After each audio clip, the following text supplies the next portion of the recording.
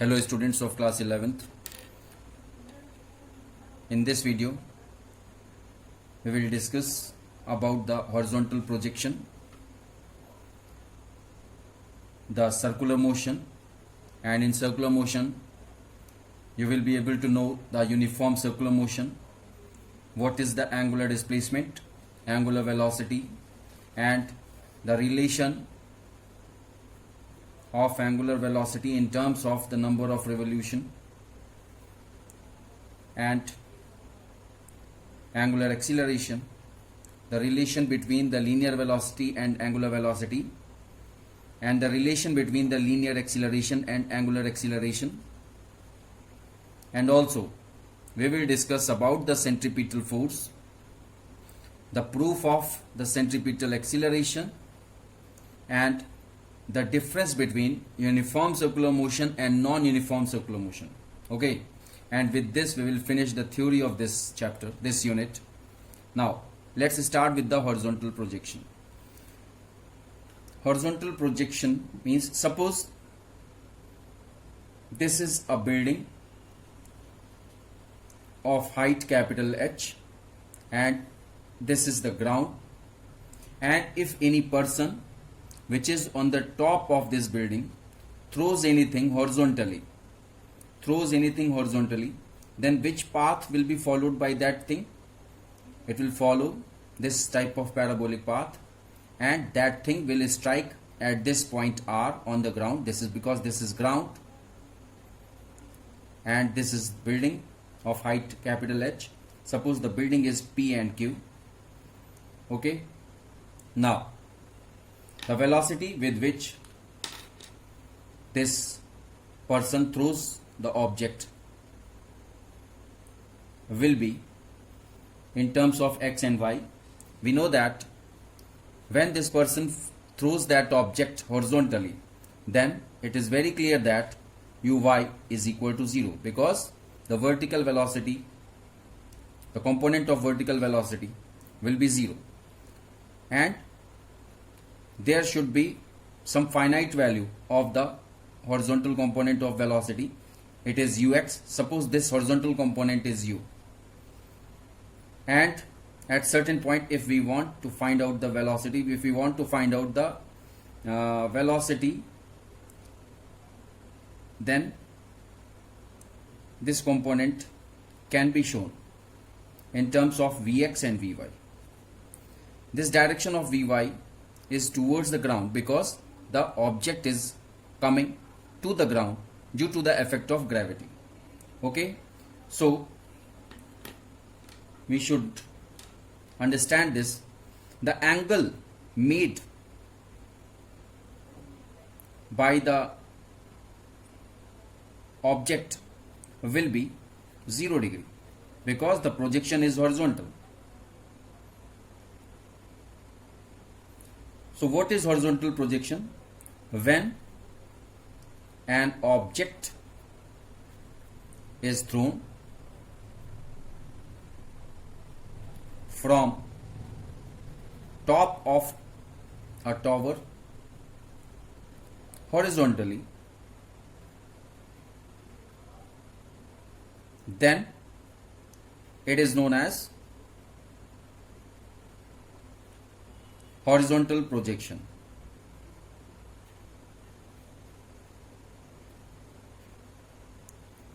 Okay, and suppose small t time is taken. Small t is the time taken by object to reach the earth or ground.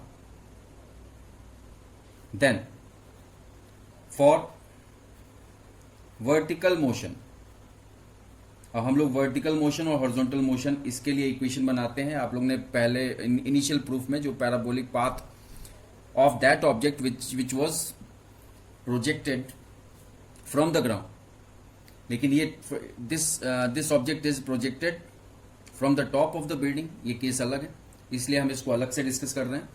उसमें भी ये था कि vertical motion और horizontal motion का equation use करके हमने एक फाइनल इक्वेशन पैराबोलिक पाथ की डिराइव की थी, उसी तरह से यहां पे भी है। For vertical motion we will use h is equal to ut plus half gt square. This is the basic formula.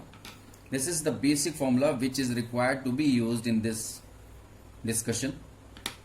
और जब जब हाइट की बात होगी तब तब हम ये फॉर्मूला यूज करेंगे, h is equal to ut plus half gt square. अब यहाँ पे देखिए हाइट क्या है, हाइट ये हाइट ऑफ बिल्डिंग है which is indicated by capital H, and in place of u height किसकी वजह से है, मैं पिछले वीडियो में बता चुका हूं। हाइट किसकी वजह से होती है, वर्टिकल कंपोनेंट की वजह से होती है। वर्टिकल कंपोनेंट बोले या हम वाई कंपोनेंट बोले, तो यहां पे ये जो होगा ये uy होगा इंटू टी, प्लस यहां पे साइन प्लस का होगा because that object is coming to the ground, half G T square. Okay, अब यहां पे देखिए uy क्या है, uy is 0, so we will put 0 in place of uy into t.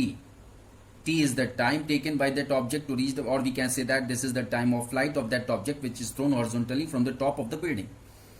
So this is half gt square. तो अब हम इसको फर्दर सॉल्व करते हैं, तो फाइनली हमारा क्या आ जाएगा, small t is equal to under root 2h upon g. अब ये बहुत इंपॉर्टेंट है, इसको याद रखना कि हमने ये फॉर्मूला यूज किया, h is equal to ut plus half gt square. और इस केस के लिए, हॉरिजॉन्टल प्रोजेक्शन वाले केस के लिए, अगर हमको टाइम ऑफ फ्लाइट पता करना है तो ये जरूरी है कि हमें हाइट ऑफ द बिल्डिंग पता होनी चाहिए। हाइट ऑफ द बिल्डिंग पता है, बट हमको मान लीजिए क्वेश्चन में g की वैल्यू नहीं दी हुई है, तो भी हम 10 ले सकते हैं अप्रोक्सीमेटली। ये आपको शुरू से सिखाया जा रहा है क्लास 9 से कि अगर angular acceleration this gravitational acceleration की वैल्यू नहीं दी है तो आप उसको 10 मीटर पर सेकेंड स्क्वायर आप ले सकते हैं। ओके, अब ये तो बात हो गई वर्टिकल की।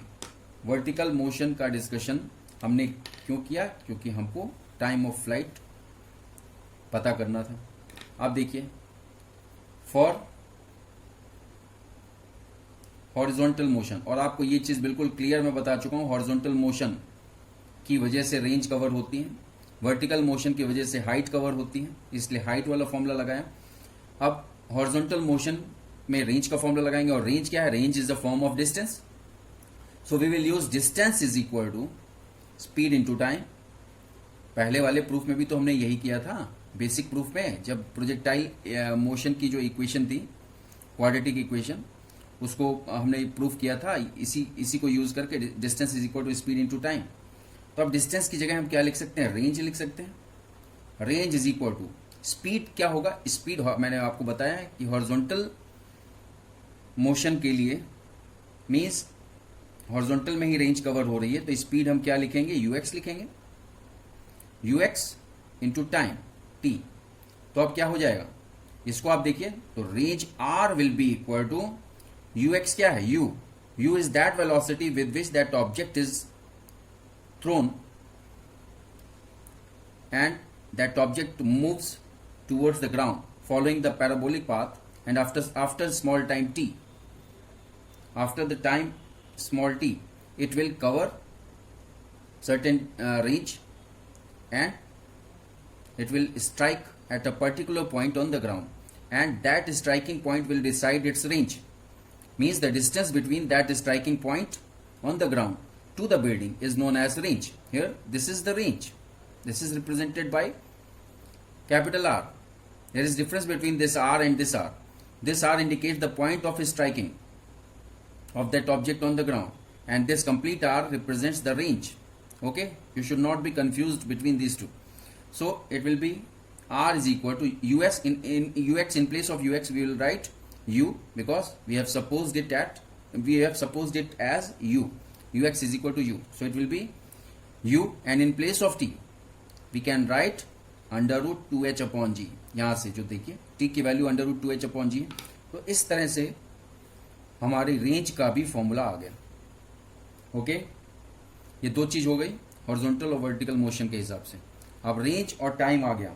अब वेलोसिटी का हम कैसे कर सकते हैं, वेलोसिटी किसी भी पॉइंट पे हम वेलोसिटी, मान लीजिए इस पॉइंट पे हमको वेलोसिटी निकालना है, the velocity with which this body is moving down, तो वो कैसे निकालेंगे, वो आप देखिए। फॉर वेलोसिटी हम क्या यूज करेंगे, Vy is equal to Uy plus GT।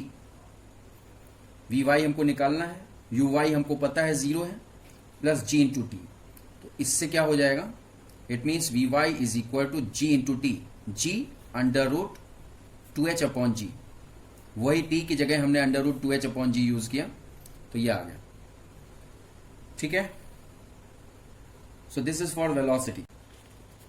अब हम सर्कुलर मोशन पे डिस्कस करेंगे। What is circular motion? Circular motion जैसा कि नेम से बिल्कुल क्लियर है, the motion which is done in the form of circle is known as circular motion. अब उसमें यूनिफॉर्म सर्कुलर मोशन पहले डिस्कस करेंगे। What is uniform circular motion? What is the meaning of this term uniform? Uniform means एक जैसा। Okay, एक जैसा means कि उसकी स्पीड जो है वो ऐसा मोशन जो कि सर्कल में मूव हो, मतलब अगर ऑब्जेक्ट सर्कुलर पाथ में मूव कर रहा है और उसकी स्पीड कांस्टेंट है, then that motion is known as uniform circular motion. तो हम इसको डिफाइन कैसे करेंगे? When an object moves around a fixed point with a constant speed, then its motion is called as uniform circular motion. ठीक है, अब क्या होता है कि यूनिफॉर्म सर्कुलर मोशन है, सपोज ये आपका ये फिक्स पॉइंट है, ये कोई बॉडी है, ये मूव कर रही है with the uniform circular speed, with the uniform speed. अगर स्पीड यूनिफॉर्म है मींस कांस्टेंट स्पीड है, तो इस मोशन को कहा जाएगा यूनिफॉर्म सर्कुलर मोशन। लेकिन साथ ही साथ एक और ट्रुथ है कि इसमें देखिए इसकी डायरेक्शन, यहां पे भी स्पीड सेम है, यहां पे भी स्पीड सेम है, यहां पे भी स्पीड सेम है, हर जगह स्पीड सेम है।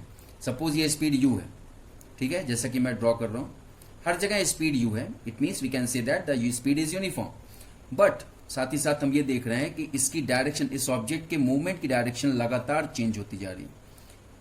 ठीक है, डायरेक्शन चेंज होती जा रही है, इधर से इधर जा रहा है, मतलब अगर आप ईस्ट वेस्ट नॉर्थ साउथ, ऐसे तो डायरेक्शन नहीं चेंज हो रही है क्योंकि ये सर्कुलर पाथ में मूव कर रहा है। ऐसे आप कहेंगे कि डायरेक्शन तो कहाँ चेंज हो रही है, वो तो सर्कुलर पाथ में मूव कर रहा है। लेकिन अगर आप ये देखिए, इस यू का देखिए, इस ऑब्जेक्ट का देखिए, अगर ये इस यहां से इधर जा रहा है, इट मीन्स ये ईस्ट वेस्ट, ये नॉर्थ और ये साउथ है। तो अब यहां से क्या, यहां से इधर जा रहा है, इट मीन्स अगर हम इसको फॉलो करें तो ये वेस्ट से ईस्ट जा रहा है। उसके बाद ये देखिए यहां से टॉप जा रहा है, इट मीन्स ये ईस्ट से नॉर्थ जा रहा है, नॉर्थ से फिर ये इधर आएगा, नॉर्थ से किधर जा रहा है, वेस्ट जा रहा है। यहां पे भी इसकी स्पीड जो है ऐसे होगी, इस तरह से। ठीक है, लगातार ये देखो, ये क्या होता है, ये टेंजेंशियली, ये जो वेलोसिटी होती है ये इसकी टेंजेंशियल वेलोसिटी होती है, मीन्स उसी में ही टेंजेंशियल एक्सीलरेशन डेवलप होता है। ठीक है, तो ये टेंजेंशियल वेलोसिटी। अब यहां से इधर जाएगा तो ये किधर से, नॉर्थ से, यहां से जा रहा है, ईस्ट से नॉर्थ आया, नॉर्थ से फिर ये वेस्ट जाने लग गया। इस तरह से लगातार ये इसकी डायरेक्शन चेंज होती जा रही, और जब लगातार डायरेक्शन चेंज हो रही है, it means the acceleration is developed in this motion. और एक्सीलरेशन क्यों डेवलप होगा? क्योंकि वेलोसिटी लगातार चेंज होती जाएगी। स्पीड तो वही होगी बट वेलोसिटी लगातार चेंज होती जाएगी, because you know that velocity is a vector quantity and it depends on the magnitude as well as direction. Speed तो केवल मैग्नीट्यूड पे डिपेंड होगी, लेकिन डायरेक्शन पे जो डिपेंड होता है उसे वेलोसिटी कहते हैं। तो इसकी वेलोसिटी लगातार चेंज होती जा रही है, और जब वेलोसिटी चेंज होती है तो हम ये कहते हैं कि एक्सीलरेशन डेवलप हो गया। That's why I have written in this motion the direction of the motion changes continuously and hence the velocity changes, and due to this the motion is known as accelerated motion. Okay, आप देखिए angular acceleration पे discuss कर लेते हैं। Angular acceleration, what is angular acceleration? अब अगर हम एक डायग्राम बनाएं, सपोज यही सर्कुलर पाथ का हमने एक डायग्राम बनाया, this is the centre O and there is a point P. The object is imagined initially at point P, and the distance of that object, because this object is moving in the circular path, so there must be some radius of that circular path. Suppose this is a small r, and this object is moved to Q after certain time, and again from Q, it is moved to another position which is on the circumference of this circular path. Suppose this is small, this is capital R. So what we can assume, this is O, this is P, and if we join OQ and also OR, तब आप देखिए OP से OQ आने में, OP से OQ आने में means OP, अगर हम इसकी बात करें, या केवल OP नहीं, केवल हम P की बात करें, P से Q आने में कितना एंगल कवर हुआ. अब एंगल को हम दूसरे कलर से कर दे रहे हैं. सपोज दिस एंगल इज θ1, ठीक है. तो कितना एंगल कवर हुआ, यहां से यहां तक P से Q तक आने में सपोज θ1 कवर हुआ. ओके. इसी तरह से अगर हम बात करें P से R आने में कितना एंगल कवर हुआ, P से R आने में ये θ2 कवर हुआ. तो हम ये कह सकते हैं P से R आने में θ2 एंगल कवर हुआ. इसका मतलब चेंज इन एंगल कितना हुआ, change in angle is represented by delta theta. It will be θ2 minus θ1. अब θ2 माइनस θ1 अगर हम करते हैं तो ये कौन सा एंगल हो जाएगा, angle between this OQ and OR. This is angle between OQ and OR. ठीक है. OQ और OR के बीच का जो एंगल होगा that is indicated by delta theta. अब अगर हम ऐसे लिख सकते हैं delta theta is angle, because we know that angle is equal to arc upon radius. So this is arc upon radius and delta theta is the angular displacement. This is only the angular displacement which is indicated by delta theta. Angular displacement यही हुआ कि object पहले P पे था, उसके बाद Q पे पहुंचा, फिर Q से R पे पहुंचा. तो जब Q पे जब था तो उसका angle with respect to that initial point P θ1 था, और जब वो R पे पहुंचा तो उसको भी हम इनिशियल पॉइंट से एंगल ले रहे हैं, दैट इज θ2. तो इसलिए एंगुलर डिस्प्लेसमेंट कितना हुआ for moving from Q to R, it will be θ2 minus θ1. This is the displacement for the object in moving from Q to R, that is angular displacement. So angle is equal to arc upon radius. And suppose the length of this arc, suppose the length of this arc, suppose ये मैं इस arc की बात कर रहा हूं RQ, this length is delta S. This is the length of that arc. So क्या हो जाएगा, हम आर्क की जगह डेल्टा एस लिख सकते हैं because this is the length of arc. And what is the radius, R. So this represents delta theta is equal to delta S upon R. This delta theta represents the angular displacement. Okay. And this angular displacement is equal to delta S upon R. And what is the unit of this angular displacement, the SI unit of angular displacement delta theta is equal to radian. Okay, angular displacement आपको समझ में आ गया होगा. आप देखिए angular velocity की बात कर रहे हैं. what is velocity, आप लोग पढ़ चुके हैं, याद कीजिए. what is velocity? Velocity is the rate of change of displacement. Rate of change of displacement is known as velocity. तो अब अगर हम एंगुलर वेलोसिटी की बात करें तो हम ये लिख सकते हैं एंगुलर वेलोसिटी की definition, the rate of change of angular displacement is known as angular velocity. ठीक है. एंगुलर वेलोसिटी को हम रिप्रेजेंट करते हैं ओमेगा से, ये याद रखिएगा. This is known as omega. इसको W इनिशियली जो बच्चे पढ़ते हैं तो W बोलते हैं, W नहीं बोला जाता है. This is known as omega. Okay. अब हम लोग आगे बढ़ते हैं.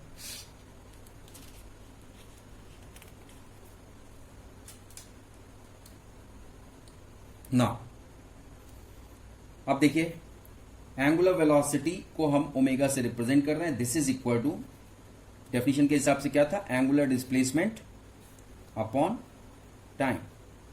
एंगुलर डिस्प्लेसमेंट अपॉन टाइम हम ऐसे लिख सकते हैं. क्योंकि एंगुलर डिस्प्लेसमेंट अपॉन टाइम को ही हम बोलते हैं rate of change of angular displacement, इसी को ही बोला जाता है। कुछ स्टूडेंट ऐसा बोलते हैं rate of change of angular displacement with respect to time, ये लैंग्वेज नहीं होती है। या तो आप बोलिए this angular velocity is angular displacement पर यूनिट टाइम, एक डेफिनेशन ये हो गई एंगुलर वेलोसिटी की। दूसरी डेफिनेशन हो गई it is the ratio between the angular displacement and the time. तीसरी डेफिनेशन हो गई the rate of change of angular displacement.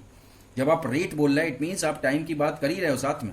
So this is omega is equal to angular displacement upon time, and angular displacement is represented by delta theta and time is delta t, or we can represent it as d theta upon dt. So according to this formula, because omega is equal to d theta upon dt, and we know that SI unit of this angular displacement is radian, and what is the SI unit of time? Second. So radian per second is the SI unit of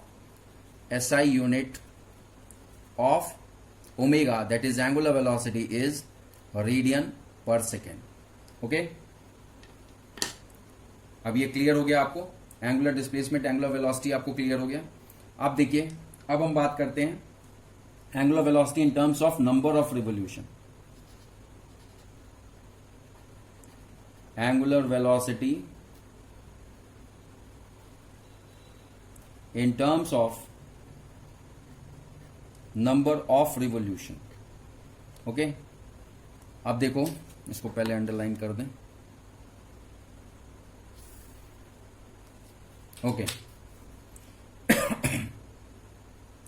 We know that omega is equal to angular displacement upon time. अब अगर एक circular path को cover करने के लिए अगर हम पाई में डिस्प्लेसमेंट की बात करें, तो क्या हो जाएगा? It will be represented by 2 pi. Okay, and time is the time taken in completing this circular path, or we can say that time period. So this is represented by capital T, but we know 1 upon T is equal to n, where n is the frequency or number of revolution. So अब हम इसकी जगह अगर हम 1 upon T की जगह n रख देंगे तो omega will be equal to 2 pi n. ये याद रखना है आपको। This is the relation between the angular velocity and the number of revolution, or the angular velocity and frequency. This is omega is equal to 2 pi n. Okay, now we will discuss about the angular acceleration. Angular acceleration जैसे angular velocity था वैसे ही angular acceleration हो गया। What is angular acceleration? What is acceleration? Acceleration, the simple acceleration I am talking about. The acceleration is the rate of change of velocity. Okay, but if we talk about the angular acceleration, then it can be defined as it is the rate of change of angular velocity. Because this is, we are talking about angular acceleration, then it is mandatory that there should be angular velocity. Rate of change of angular velocity is called angular acceleration. This is the proper definition, and you must know that the angular acceleration is represented by alpha. जैसे angular velocity omega से represent की जाती थी, आपको समझाया मैंने, ये angular velocity omega से रिप्रेजेंट की जा रही है, वैसे ही एंगुलर एक्सीलरेशन अल्फा से रिप्रेजेंट किया जाएगा। And what is alpha? Alpha is equal to change in angular velocity, change in angular velocity upon time interval.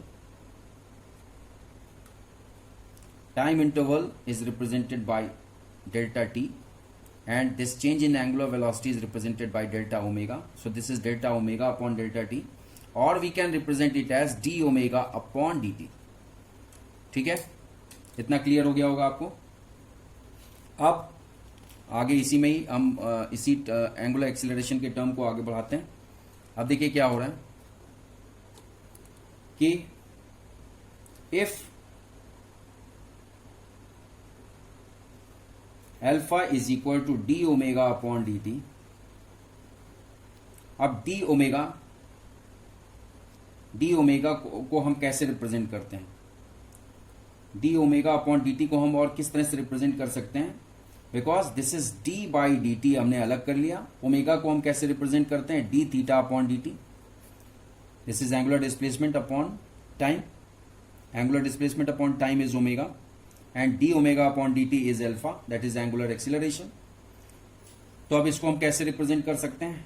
D square theta upon D T square. ये याद रखना है.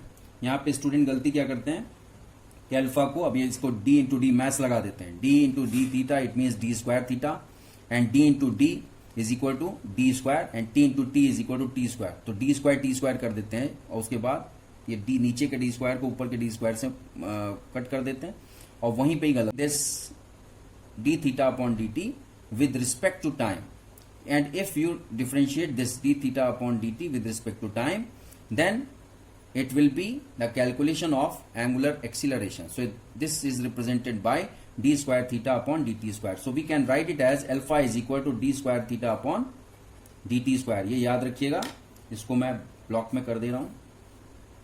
अब SI यूनिट की बात करें. SI यूनिट इसका क्या होगा? एंगुलर एक्सीलरेशन का. एंगुलर एक्सीलरेशन का SI unit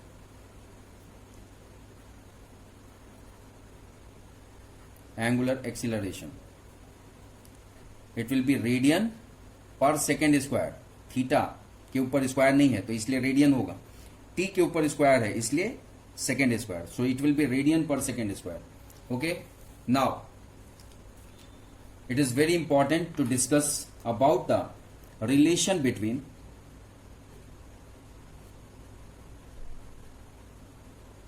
linear velocity and angular velocity. ठीक है, linear velocity and angular velocity, इसके बीच का रिलेशन फाइंड करना है. लीनियर वेलोसिटी को हम किससे रिप्रेजेंट करते हैं? स्मॉल v से रिप्रेजेंट करते हैं. अगर हम लीनियर वेलोसिटी की बात करें तो ये किससे रिप्रेजेंट होगा? स्मॉल v से रिप्रेजेंट होगा. एंगुलर वेलोसिटी ओमेगा से रिप्रेजेंट होगा. So we have to find the relation between v and omega. How we can find? Suppose the object is revolving around a circular path of radius small r. Suppose an object is revolving around a circular path of radius small r. ठीक है, कोई object है वो किसी small are radius के circular path, suppose ये object है, ये रिवॉल्व कर रहा है. And if delta theta is the angular displacement, जो कि हम पहले बता चुके हैं एंगुलर डिस्प्लेसमेंट जब समझाया था. And this angular displacement is achieved in the time interval delta T. This is time interval. Then angle is equal to arc upon radius हमने यूज किया था. तो इससे क्या हुआ? Delta theta is the angle, arc delta S upon delta R. Okay, अब ये आपका आ गया. आप देखिए क्या होगा. यहां देखो, डिवाइडिंग बोथ साइड्स, ये LHS और RHS की बात कर रहे हैं. Dividing both sides with delta T, तो क्या हो जाएगा? ये delta theta upon delta T हो जाएगा, is equal to delta S upon delta R 1 upon delta T. ठीक है, हम इसको ऐसे लिख सकते हैं. अब देखिएगा, हम इसको ऐसे भी लिख सकते हैं, D theta upon D T is equal to delta R की जगह केवल आर लिख सकते हैं, D S upon D T. Okay, अब देखिए delta theta upon D T ये क्या रिप्रेजेंट कर रहा है? Angular velocity. 1 अपॉन आर को अलग कर लीजिए, ब्रैकेट में D S upon D T क्या रिप्रेजेंट कर रहा है? Linear velocity. तो हमारा ये एक रिलेशन आ गया. अगर हम इस आर को इधर क्रॉस मल्टीप्लाई करें, so it will become v is equal to are omega. And this v is equal to are omega is the relation between the angular velocity and the linear velocity. ये आपको याद रखना पड़ेगा.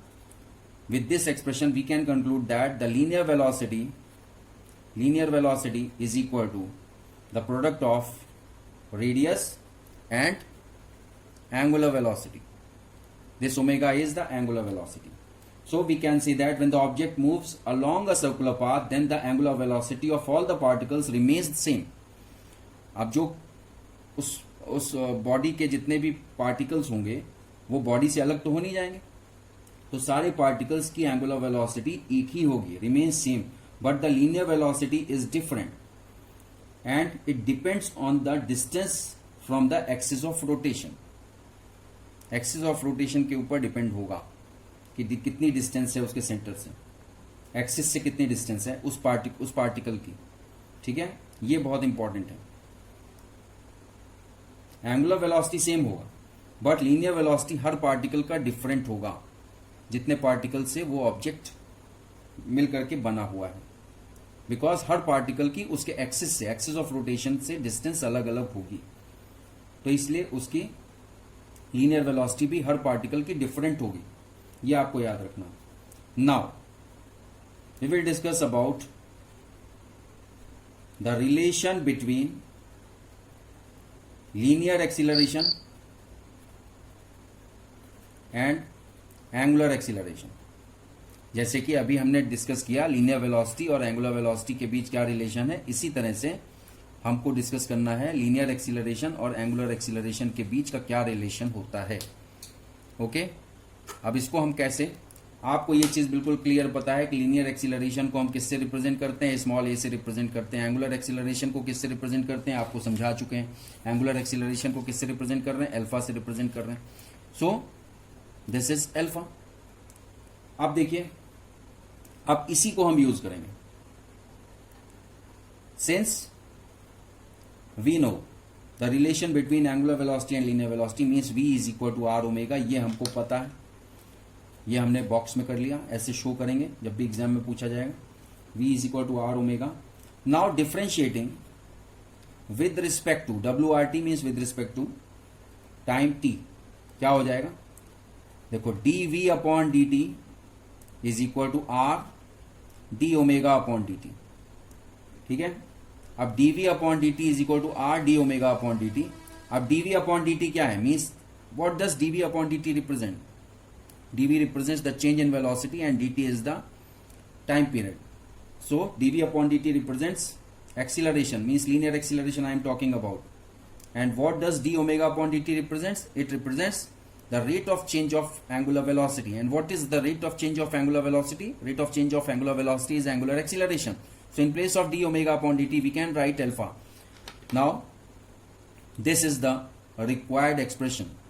This is the relation between the linear acceleration and the angular acceleration. A is equal to r alpha. अब दोनों के relation में आप देखिए सिमिलरिटी क्या है. ये एंगुलर वेलोसिटी, सॉरी ये लीनियर वेलोसिटी है v लेफ्ट हैंड साइड में, इसी तरह से लीनियर एक्सीलरेशन है लेफ्ट हैंड साइड में. और जब हम इसको रेडियस से मल्टीप्लाई कर, मीन्स एंगुलर वेलोसिटी को जब हम रेडियस से मल्टीप्लाई करते हैं तो लीनियर वेलोसिटी आता है. इसी तरह से एंगुलर एक्सीलरेशन को जब हम रेडियस से मल्टीप्लाई करेंगे तो वो लीनियर एक्सीलरेशन आएगा. So v is equal to are omega, you have to remember as well as you have to remember this a is equal to R alpha. Okay, radius into angular acceleration, right. आप देखिए आगे बढ़ते हैं. अब हमने बात की थी सेंट्रीपिटल फोर्स की. ये आप लोग छोटे क्लास में पढ़ चुके हैं. सेंट्रीपिटल फोर्स क्या होता है, हम इसको थ्योरी आज खत्म हो रही है, मीन्स इस वीडियो में थ्योरी खत्म हो रही है, तो इसलिए हम कोई भी छोटा भी टॉपिक हम छोड़ना नहीं चाह रहे हैं कि दूसरा वीडियो मुझे बनाना पड़े. This is centripetal force we will discuss. Centripetal force क्या डिस्कस क्या हम लोग पढ़ते आ रहे हैं. Centripetal force is the force which is produced when any body is revolved about a fixed axis. Means when the object revolves along a circular path, then the direction of the velocity changes continuously. We should write it like this: when an object revolves along a circular path, then the direction of velocity changes continuously. आपको बता चुके हैं, speed नहीं change होती है लेकिन direction change होती है और उसकी वजह से एक्सीलरेशन डेवलप होता है. Then the direction of velocity changes continuously due to the presence of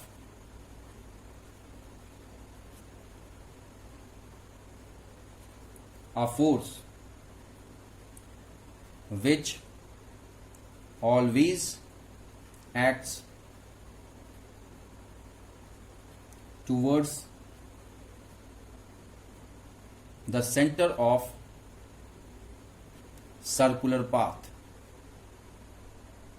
and this is the proper definition of centripetal force. अब देखिए, अगर ये पाथ हमने बनाया circular path, and this is the axis of rotation O, and this is the body which is being rotated about this axis of rotation, तो ये लगातार जो ये वेलोसिटी है इसकी डायरेक्शन चेंज होती जा रही है और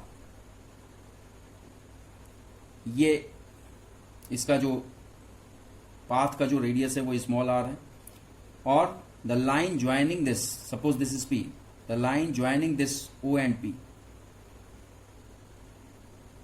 is the distance between the axis and the center of that object. अब जो फोर्स डेवलप होगा वो टूवर्ड सेंटर होगा which is represented by Fc. This is the centripetal force. The direction of this centripetal force is always towards the center, means that is towards the axis of rotation. Okay, and the acceleration produced by this force is known as centripetal acceleration. अब जब से centripetal force, आपको ये चीज पता है कि जिधर फोर्स की डायरेक्शन होगी उधर ही, जिधर एक्सीलरेशन की डायरेक्शन होगी उधर ही फोर्स की डायरेक्शन होगी. तो ये बिल्कुल क्लियर है कि अगर हम ए सी को हम रिप्रेजेंट कर रहे हैं, a c, suppose a c is the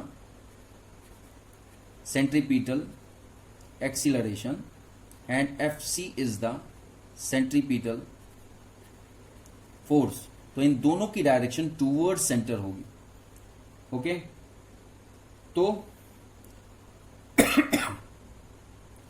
हम ऐसे लिख सकते हैं इसको, A is equal to, a represents, a लिखो चाहे ए सी लिखो, ए सी लिख देते हैं बिकॉज ए सी हमने रिप्रेजेंट किया हुआ है. A c is equal to v square upon r. This is the v, means this is the velocity, v square upon r. ये हो गया a is equal to v, a c is equal to v square upon r, या आप किसी book में आप इसको ऐसे देखेंगे, a is equal to v square upon are, ऐसे भी होगा, उसमें कोई कंफ्यूज होने की जरूरत नहीं. बट हमको क्या पता है, v is equal to are omega. अब v की जगह अगर हम इसमें आर ओमेगा पुट कर दें तो क्या हो जाएगा, आर ओमेगा का whole square upon R. It means जब हम इसको आर स्क्वायर ओमेगा स्क्वायर, तो it will be R omega square. So A C will be equal to are omega square. A C R omega square हो गया. ये भी आप, ये दोनों फॉर्मूले आपको याद होने चाहिए. सेंट्रीपिटल एक्सीलरेशन के फॉर्मूले हैं a c is equal to v square upon r, means this centripetal, by this formula if we know the linear velocity and the radius of that circular path, then we can find out the centripetal acceleration by using this AC is equal to v square upon r. और अगर हमको पता होगा angular velocity और radius, तो हम angular velocity का use करके, means AC is equal to r omega square, means in terms of angular velocity, if we know the value of angular velocity, then we can use this formula of finding the centripetal acceleration. AC is equal to r omega square. अब आपको एक चीज बिल्कुल clear पता है कि अगर force को मास से मल्टीप्लाई कर देते हैं तो वो, सॉरी, एक्सीलरेशन को मास से मल्टीप्लाई कर देते हैं तो क्या होगा, F is equal to ma हो गया. ठीक है, force is the product of mass and acceleration. अब ये एक्सीलरेशन कैसा भी एक्सीलरेशन हो, सेंट्रीपिटल एक्सीलरेशन हो या टेंजेंशियल एक्सीलरेशन हो या कैसा भी एक्सीलरेशन हो, अगर उसको मास से मल्टीप्लाई कर देंगे, अगर हमने इसको मास से मल्टीप्लाई किया एक्सीलरेशन को, तो वो फोर्स हो जाता है. सो वी कैन, ये डेफिनेशन में भी आप लोग पढ़े हैं छोटे क्लास में कि force is the product of mass and acceleration. अब यहाँ पे एक्सीलरेशन सेंट्रीपिटल एक्सीलरेशन है, तो जैसे ही हम इसको ए सी पुट करेंगे, when AC is multiplied to mass, then it becomes FC. Means centripetal force will be the product of mass and centripetal acceleration. ये आपको याद रखना है, जितना भी ब्लॉक में मैं कर रहा हूं ये आपको याद रखना है, ठीक है। अब इससे दो चीज हो गई। अब इसी की जगह हम क्या लिख सकते हैं, V square upon R, so it will be M V square upon are, ऐसे भी हम लिख सकते हैं एफसी को। और साथ ही साथ हम ये भी लिख सकते हैं एम आर ओमेगा स्क्वायर, क्योंकि a c is equal to are omega square, ठीक है। तो सेंट्रीपिटल फोर्स का फॉर्मूला क्या हो गया, M V square upon R और एम आर ओमेगा स्क्वायर, ये दोनों ही फॉर्मूले हैं, ये आपको याद रखना है। अब हम डिस्कस करते हैं नॉन यूनिफॉर्म सर्कुलर मोशन। ये हमारा लास्ट टॉपिक है, non uniform circular motion.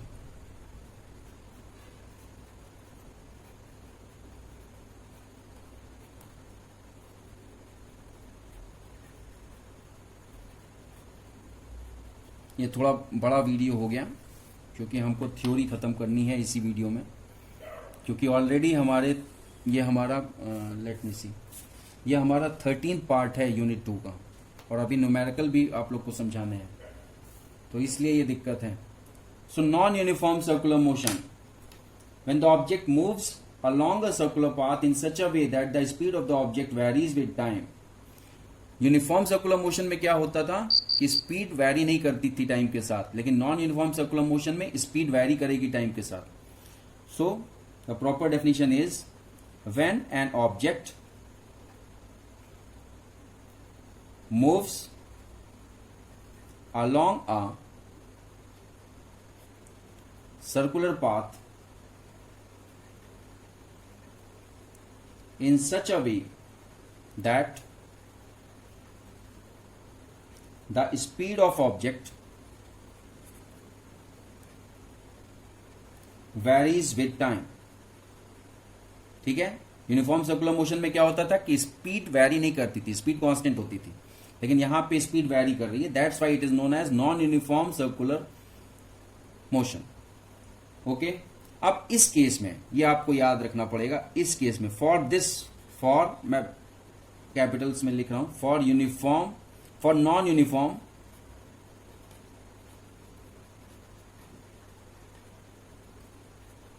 Circular motion, ये आपको याद रखना है कि इसमें दो तरह के एक्सीलरेशन डेवलप होते हैं। उसमें यूनिफॉर्म सर्कुलर मोशन में केवल एक ही एक्सीलरेशन डेवलप होगा जो कि सेंट्रीपिटल एक्सीलरेशन होगा, means that is acting towards the centre. लेकिन इसमें दो एक्सीलरेशन डेवलप होंगे, एक टेंजेंशियल, ये नॉन यूनिफॉर्मिटी की वजह से टेंजेंशियल एक्सीलरेशन डेवलप होगा।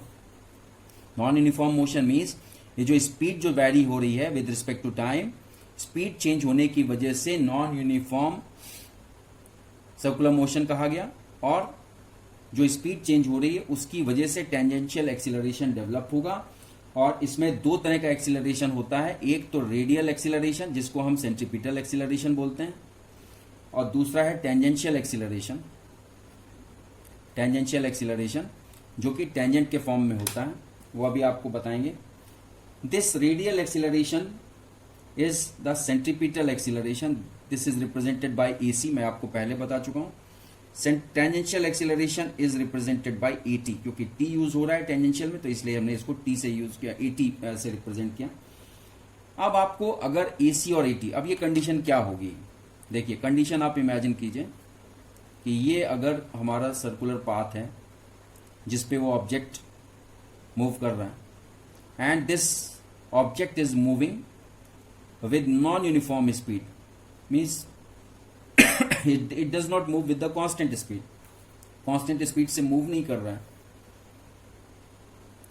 means the speed of the object varies with the time, तो इसीलिए तो हम इसको नॉन यूनिफॉर्म सर्कुलर मोशन बोल रहे हैं। तो अब देखिए एक एक्सीलरेशन, अब इसको हम रेड से ही दिखा रहे हैं, एक एक्सीलरेशन डेवलप होगा जो कि सेंटर की तरफ होगा, जिसे हम AC रिप्रेजेंट करेंगे, दिस इज द सेंटर, ये जो O है ये इसका सर्कुलर पाथ का सेंटर, और एक एक्सीलरेशन डेवलप होगा, देखिए tangentially, means tangent to the path, ठीक है, टेंजेंशियली डेवलप हुआ। अब अगर इन दोनों एक्सीलरेशन का रिजल्टेंट हमको निकालना है, तो रिजल्टेंट क्या होगा, मीन्स नेट एक्सीलरेशन, रिजल्टेंट को हम क्या बोलेंगे, नेट एक्सीलरेशन को अगर हम ए से रिप्रेजेंट कर रहे हैं तो ये क्या होगा, under root 80 square plus AC square. किसी किसी बुक में AC की जगह आप AR दिया होगा, बिकॉज ये रेडियल यूज किया जा रहा है। यहाँ पे रेडियल एक्सीलरेशन में पहले ही बता चुका हूं, radial acceleration is only centripetal acceleration, इसमें कोई इफ एंड बट नहीं है। रेडियल एक्सीलरेशन को जिस बुक में रेडियल एक्सीलरेशन यूज किया गया है उसमें AR से रिप्रेजेंट किया गया है, जिस बुक में सेंट्रीपिटल एक्सीलरेशन यूज किया गया है तो उसमें AC। ठीक है, तो इसमें कोई कंफ्यूजन वाली बात नहीं। तो ये आपका A is equal to under root 80 square plus AC square. और अगर डायरेक्शन की बात करें, tan theta is equal to modulus of AC vector AC upon modulus of vector AT। इस तरह से हम इसको शो कर सकते हैं। And this is the acceleration A, means acceleration, the direction of that acceleration is represented by theta. अब हम theta is equal to tan inverse, हम ऐसे लिख सकते हैं AC upon AT, tan inverse AC upon AT। Okay, thank you very much for watching this video. Okay.